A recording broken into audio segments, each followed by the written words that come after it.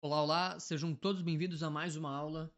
E nessa aula de hoje a gente vai fazer a parte 2, que vai tratar sobre Hugo de São Vítor, né? E um pouco sobre o que eu vou chamar de terapia dos vícios, né? Óbvio que não vai ser propriamente dito uma terapia, né? Mas que nos vai mostrar um pouco, né? Dessa importância, né? Desse zelo que a gente tem que ter com a virtude da ordem, a virtude da disciplina, tá? O próprio Hugo de São Vítor falou muito sobre isso, né? E, bem, a gente tem que ter um pouco de, de, de ciência, né? A disciplina, a rotina, a ordem, ela é extremamente necessária, né? A gente pode usar, por exemplo, clínicas de reabilitação, tá? Clínicas de reabilitação. Por exemplo, uma das primeiras coisas que eles vão fazer lá é justamente estipular horários, tá? Tudo lá vai ter um horário. Vai ter horário para X, vai ter horário para Z, vai ter horário para Y, tá? Por quê? Porque é necessário a gente não viver muito à toa. Essa é a verdade, tá? A disciplina, ela tem como um propósito até mesmo bater muito firme, assim, na carne. Ela tem um propósito de você começar agora, opa, se eu não fazer isso aqui agora, lascou pra mim, tá? Então, existe ali um freio do concupiscível. É isso que a gente tem que entender. Existe um freio é, das paixões desordenadas. Por isso que a rotina, a ordem, é uma das coisas mais importantes que a gente tem que ter no nosso dia a dia, tá? E por isso que eu também estipulei como terapia dos vícios essa aula, mas obviamente ela não vai ser uma terapia dos vícios, mas a gente vai falar um pouco sobre como a disciplina é importante na luta contra paixões desordenadas, ou seja, vícios, tá? Vícios, tá bom? Bem, vamos lá. É, a virtude, né? A virtude em si, seja ela qual for, ela só pode ser conquistada por meio de uma prática diligente, ou seja, disciplinada da virtude em específica. Seja a virtude da temperança, da fortaleza, da prudência. Você vai ter que ter uma certa diligência, uma certa violência consigo mesmo para buscar essa virtude. Tá? São Tomás de Aquino nos falava que a gente tem que ter uma certa violência com nós mesmos, de certo grau, na luta, tá? Por alguma coisa que realmente assim, que vale a pena. Tá? Até porque existe uma ira ordenada, né? Muitos de vocês talvez podem se lembrar de Jesus no templo, né? Jesus se irou no templo, né? É uma ira ordenada, né? É uma ira ordenada. A gente também pode citar o exemplo de vários santos. Eu não sei qual santo em específico, né? Mas um santo que se jogou na fogueira quando ele foi tentado por uma prostituta. Ele se jogou na fogueira e não se queimou. E ele também converteu a própria prostituta, né? Então, olha só que interessante. Aquele santo em específico, eu não lembro o nome, peço perdão, tá? Olha só, a castidade para ele, né, ele agiu com violência. Por quê? A castidade para ele era algo tão insubornável, mas tão insubornável, que ele falou: Olha, cara, eu vou queimar até a morte, mas pecar contra a castidade não. Muito bom. Isso daqui é muito interessante. Tá vendo? Então, por isso que é necessário uma prática diligente é, na busca por uma virtude específica, né? Por uma virtude específica, né? O próprio Santo Tomás de Aquino é uma história muito boa. Para quem não conhece a história de São Tomás de Aquino, eu vou tentar dar uma resumida, tá? É, ele queria ser religioso, a família não gostou. Depois eles aceitaram, mas eles não aceitaram de primeira mão. Primeiro, eles sequestraram o próprio Santo Tomás de Aquino, colocaram ele dentro de um lugar, dentro de uma sala, né? E trancaram ele com uma prostituta lá dentro. Essa mulher, ela foi tentada pelo próprio Santo Tomás. O Santo Tomás, ele agiu com violência. Prestem bem atenção. Todos aqui que querem aprender o que significa agir com violência aqui. Eu já dei um exemplo, mas eu vou dar mais um exemplo. Santo Tomás agiu com violência. Veio a tentação, ele simplesmente pegou. Vamos utilizar aqui um exemplo, um espeto. Vamos utilizar aqui como exemplo um espeto. Não sei o que ele pegou, mas ele pegou ali uma ferramenta, né, e começou a ameaçar de morte a mulher. E ele também se flagelou. Se eu não me engano, ele se flagelou. Ele fez se flagelou na testa, se eu não me engano. Tá? Por quê? Porque ele agiu com violência. Mas é uma violência ordenada. cara, eu não posso pecar. A minha castidade vale muito mais, tá? E a gente pode começar com práticas simples, tá? Depois eu posso até entrar um pouco nesse assunto, mas eu não gostaria. É, eu vou mais a fundo, mas conforme a gente for progredindo aqui no canal e eu conforme também for progredindo nas aulas, né? Eu ainda sou horrível, né? Muito miserável nisso daqui, maior verdade, que tem que ser dito. Eu vou falar sobre os pecados capitais, um pouco de como eu acho que a gente deveria estar agindo, até por experiência de consultório, apesar de eu não ser um bom terapeuta, terapeuta assim, olha, muito novo, enfim, tá? Bem, como eu estava dizendo, ele agiu com uma certa violência, ordenada consigo mesmo, né? Isso é muito importante. Por quê? Porque a prática da virtude ela tem que ser feita com uma diligência insubornável. Você tem que ter uma certa violência, uma diligência em busca dessa virtude. Você pode, por exemplo, praticar essa violência por meio do seguinte: cara, tá muito quente, eu vou sair, vou fazer aquela caminhada de todo jeito. Tá muito quente, eu vou ir pra academia de qualquer jeito, tá? Você pode começar a fazer assim, essas coisas, entendeu? Ah, mas poxa vida, meu Deus, eu queria tanto comer um doce.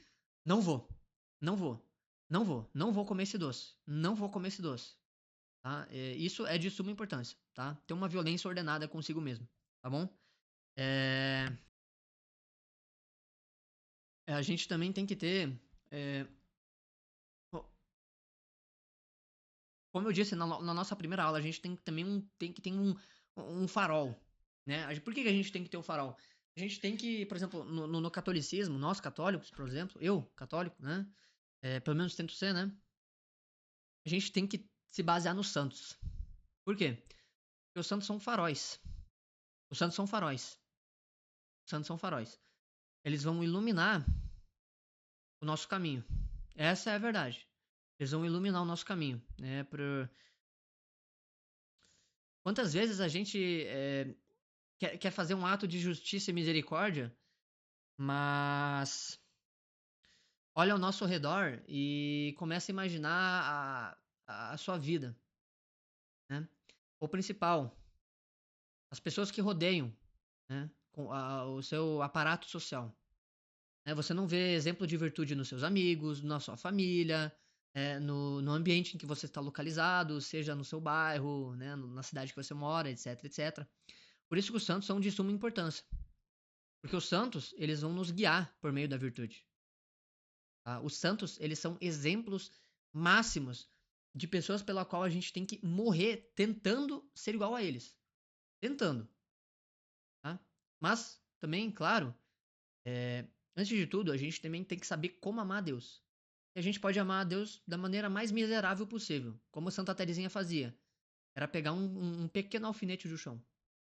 Santa Teresinha amava a Deus pegando um pequeno alfinete do chão. Né? Tem uma frase que assim, é muito boa, né? Que é fazei tudo por amor. Porque assim não há coisas pequenas, que é apanhar um pequeno alfinete do chão. Tudo é grande. Porque a perseverança nas coisas pequenas, por amor a Deus, por algo tão elevado, vira um ato de heroísmo. Por isso que a gente precisa voltar o nosso olhar também para os grandes santos. Tá? E a gente pode observar, por exemplo, até mesmo nos grandes santos, pessoas superiores, grandes sábios, né, são aquelas que alcançaram esse tamanho êxito pelo exercício constante dessa disciplina, ou da disciplina em si. Da disciplina em si. Verdade seja dita. Verdade seja dita. Tá? E a disciplina, ela é algo espetacular, porque ela é um comportamento honroso, ao qual não basta apenas não fazer o mal, mas dedicar-se também a fazer o bem de forma irrepreensível em todos os aspectos.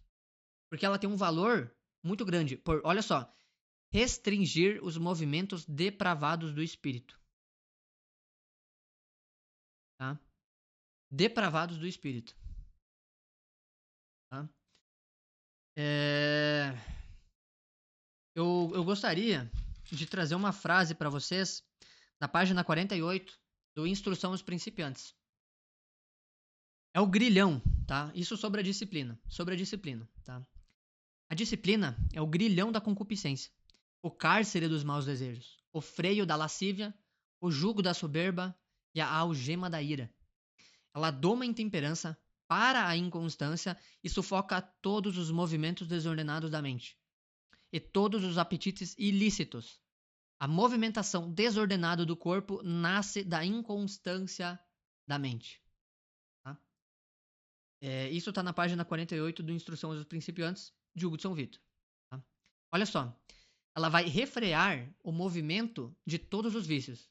E na medida em que ela reprime e refreia os maus desejos, impedindo de se expressar, os bons desejos, os bons apetites, as boas paixões, elas vão se fortificar interiormente.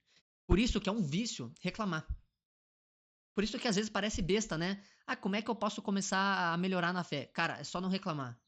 Né? Tem aquela piadinha de, eu tô com depressão, fica feliz. Eu tô triste, fica feliz. Eu tô com raiva. Não, fica manso, fica paciente. Né? Aquela brincadeirinha, aquele memezinho, né? Cara, às vezes é algo meio assim, é algo prático. É algo prático. Tá? A gente tem que refrear esses movimentos dos vícios. Porque conforme isso conforme isso for reprimido, e conforme a gente não vai mais exteriorizando, ou seja, exteriorizar é o quê? Começar a reclamar verbalmente. Puta que pariu, como eu dei minha vida. Um exemplo aqui. Se a gente começar a parar de fazer isso, a gente vai também agora começar a cultivar os bons desejos. E eles vão começar a se fortificar. Por isso que ficar falando sobre ideações S, né? SUI, não vou falar o outro nome, né? Mas tem a ver com o Setembro Amarelo, que vocês devem entender, né? Por isso que por isso que essas tendências SUI, né? Elas são perigosas, até falando de brincadeira, tá? Não tô falando que é problemático fazer e que se eu ouvir alguém fazendo, tem que chamar a psiquiatra. Não, de jeito algum, tá? Mas que não é bom fazer. Por quê? Justamente por isso, tá?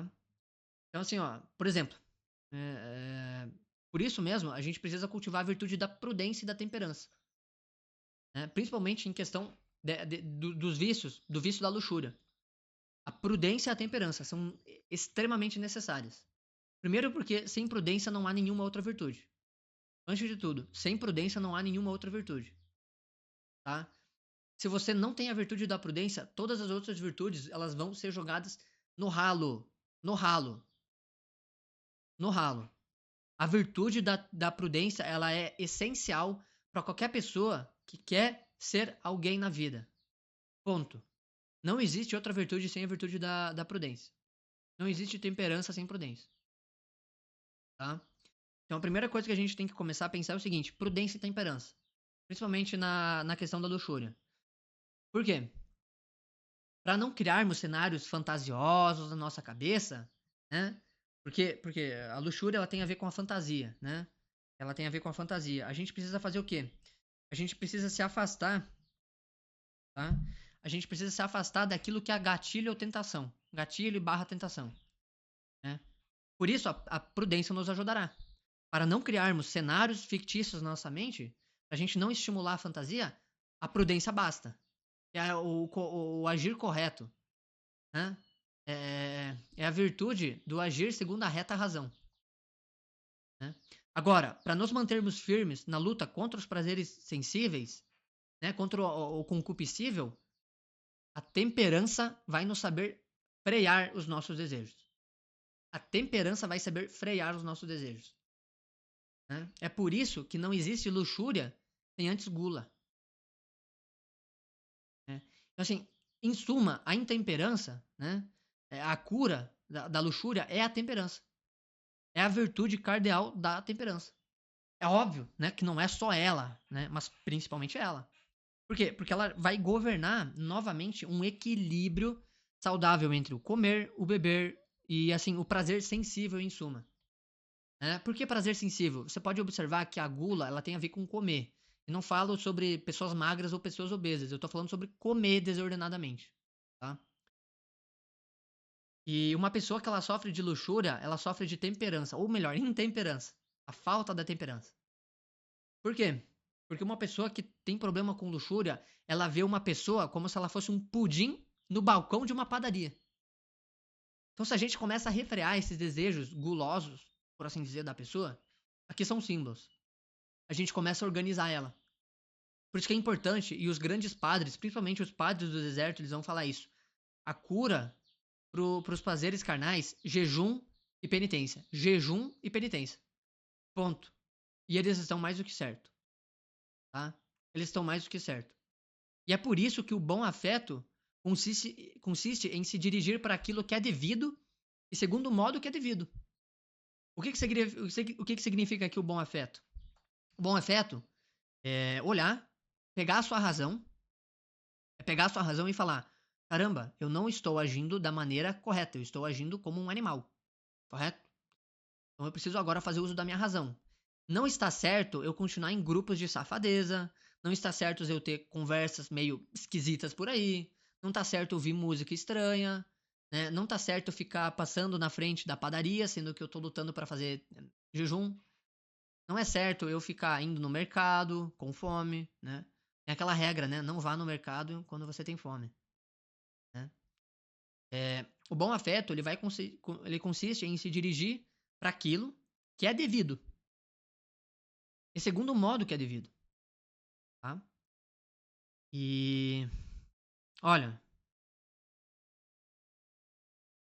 é muito importante porque a disciplina, ela vai ter um grande valor que é restringir os movimentos vão ser que vão ser depravados do espírito. A gente não vai ser um apóstata se a gente tiver disciplina e principalmente muita humildade em saber pedir a Deus ajuda, tá? Em saber pedir a Deus ajuda, tá? Bem, eu acho que acabou um pouco sobre essa aula de Hugo de São Vitor, tá? Eu não sei se eu vou fazer mais aulas sobre Hugo de São Vitor, tá? Pelo menos não por agora. Pelo menos não por agora, tá? E eu vou começar, talvez, um pouco agora sobre psicologia atomista, pecados capitais, vou falar um pouco mais sobre esse mundo da pornografia, e eu acho que é isso, tá? Eu acho que é isso, tudo bem? Se vocês quiserem, eu faço também um vídeo sobre 5 coisas a se observar. O que falar, a quem falar, onde falar, quando falar e que modo falar. Mas eu ainda não tenho certeza, tá? Mas que eu acho que vai ser legal, tá bom? Por hoje é isso. Se vocês gostaram da aula, eu fico à disposição. Bom, não me agradeçam, tá? Rezem pelos meus estudos. E é isso aí, eu fico à disposição qualquer coisa. Tchau, tchau. Valeu, meus caros.